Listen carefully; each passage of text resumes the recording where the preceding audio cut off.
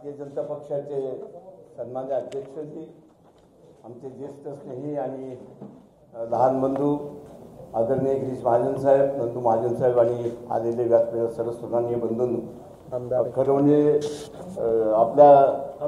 आपल्या विभागाचे माजी खासदार आणि आमचे ज्येष्ठ स्नेही कैलासवासी श्री हरिभाऊ यांचे चिरंजीव आदरणीय आमदार अमोलजी जावळे साहेब आणि सर्व सन्माननीय ज्येष्ठ कार्यकर्ते, जिल्हा परिषदेचे माजी अध्यक्ष, सदस्य आणि या कार्यक्रमाला उपस्थित सर्व सन्माननीय कार्यकर्ते बंधूंनो, खरं म्हणजे साहेब मी पुन्हा प्रवेश घेतो असं म्हणण्यापेक्षा मी घरवापसी करतो असं म्हटलं तर वावगं होणार नाही.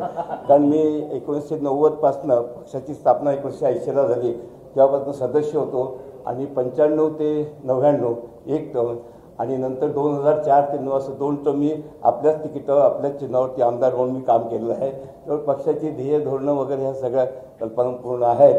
मध्ये काहीतरी राजकीय भागामुळे थोडंसं दुरावला गेलो, पण त्याच्यानंतर खरा विचार जो आहे की म्हणजे राष्ट्र, राज्य आणि प्रगती सबको साथ लेके चलो हे जे आपलं ध्येय आहे, या ध्येयाच्या प्रती आपलं पक्ष काम करू शकतो ही भावना माझी त्यावेळेला होती, आता होती. पण काही वेळेला स्वाभिमान दुखावल्यामुळे थोडंसं लांब गेलो. त्याबद्दल मी नंतर विचार केला की बाबा स्वाभिमानाचा विषय ठेवण्याचं राष्ट्र आणि राज्य खूप महत्त्वाचं आहे, म्हणून पुन्हा विचार होऊन आपल्या पक्षात आज प्रवेश करतो हे म्हणण्यापेक्षा घरवापसी झालेली आहे असं वाटतं. मला असं वाटतं की अध्यक्ष साहेब, आदरणीय गिरीश भाऊ आणि सर्व पक्षाचे पदाधिकारी प्रत्येकचे आणि देशाचे आपले मला सांभाळून घेतील. आपण सांभाळून घेतलं म्हणून त्याबद्दल आपल्या मनापासून स्वागत करतो, आपले आभारही मानतो.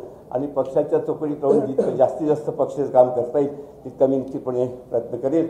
आज जे आपल्या सगळ्यांचे प्रयत्न आहे की शून्यातून आपण राज्यामध्ये आणि देशावर जी प्रगती केली त्याला हातभार लावण्याचा मी निश्चितपणे प्रयत्न करेल. एवढंच या प्रसंगी आपल्याला सांगू इच्छितो आणि पुन्हा आपल्या सगळ्यांचे मनाचा आभार मानतो.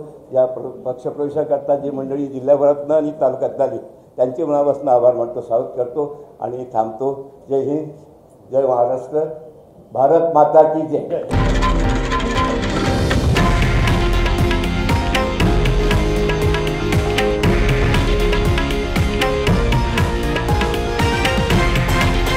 हे आहे देशातील नंबर 1 न्यूज नेटवर्क आणि आपण पाहत आहात TV9 मराठी, एकमेव.